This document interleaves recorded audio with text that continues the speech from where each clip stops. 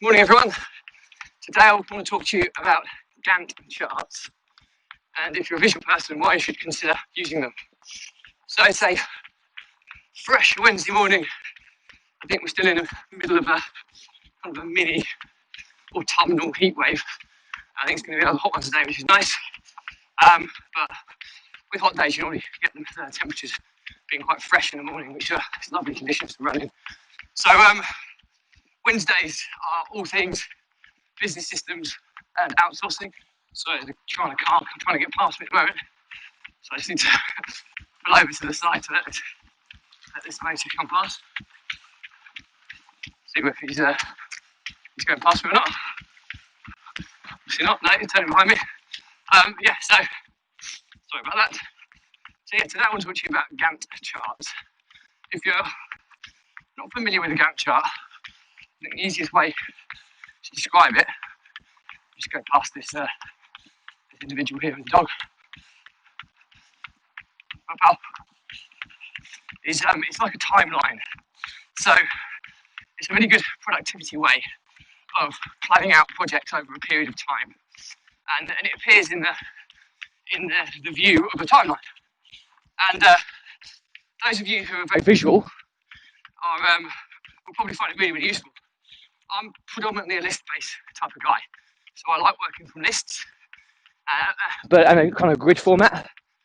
But I know that a huge number of us entrepreneurs, being creative people, will be better with visual, and timeline can kind of come into its own, or Gantt charts can, when it comes to project management. So it's a project management tool for mapping out projects over a period of time. There's a couple of cool things you can do with Gantt charts, which makes it really, really cool. Well, you've basically got the dates at the top. So it could be days, it could be weeks, it could even be years. That's how, depending on the scale of the project, along the top.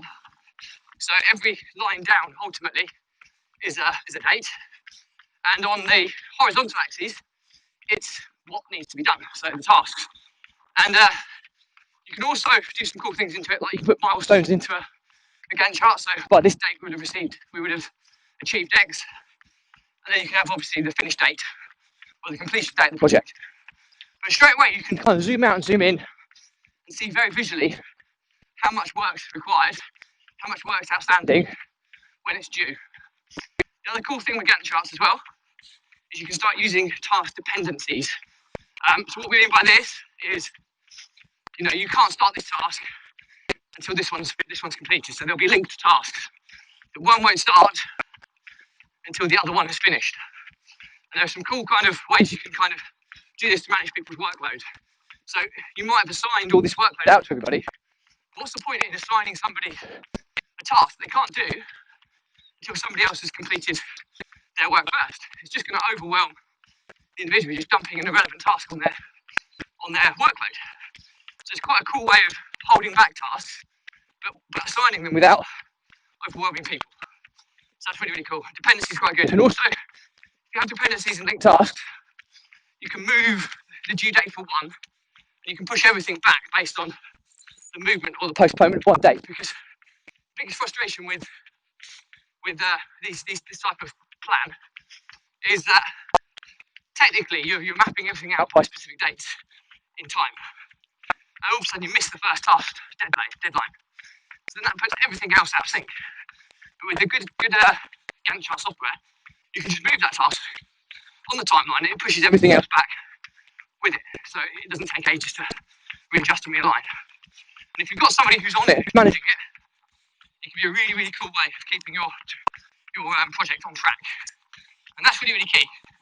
So often, we do all the planning, we have an amazing, robust project plan that we consider to be robust, and nobody's keeping on top of it. And all of a sudden, something gets missed, the whole project falls behind, and nobody's on top of it pushing it forwards.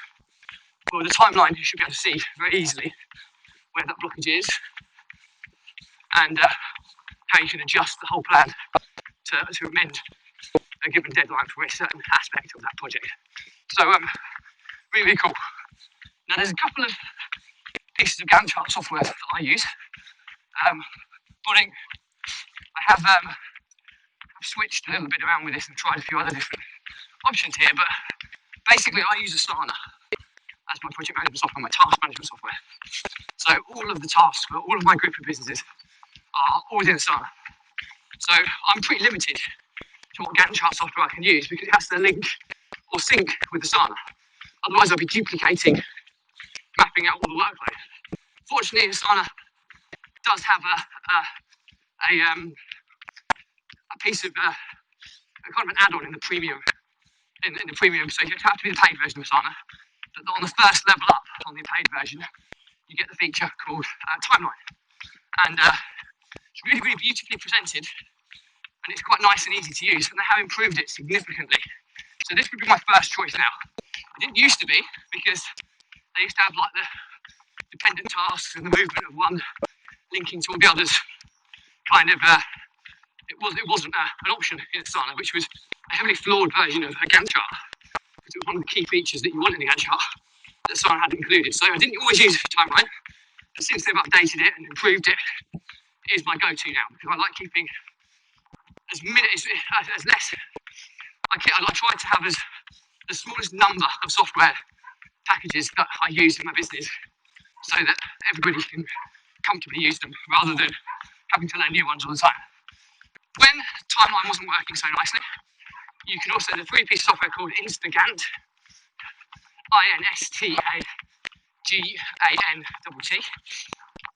and that's free. It also links with Asana, but you can only link up to 3 projects at a given time. If you want to link more than that, you have to pay for Instagant. But it's not as pretty or as aesthetically pleasing to use, but it's very, very functional. That's kind of everything you want, and it is predominantly, well, it is Gantt chart software, so it has all the stuff that you expect to have in a Gantt chart available. The other thing with Gantt charts, and this is where, again, I don't use Instagram for this, but it is brilliant for this, is for workload.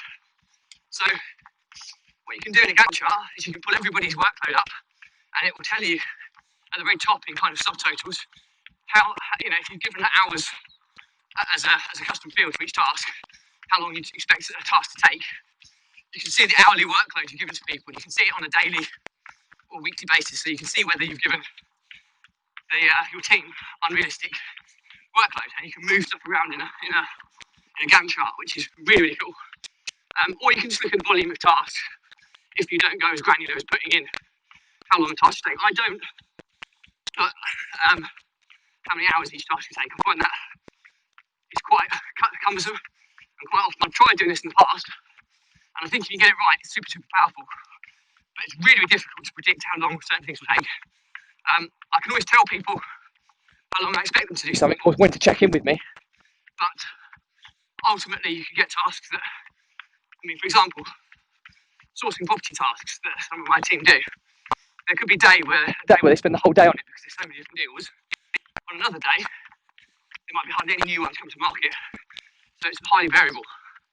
So something to consider, but you could just take no longer than 2 hours on this task, for example.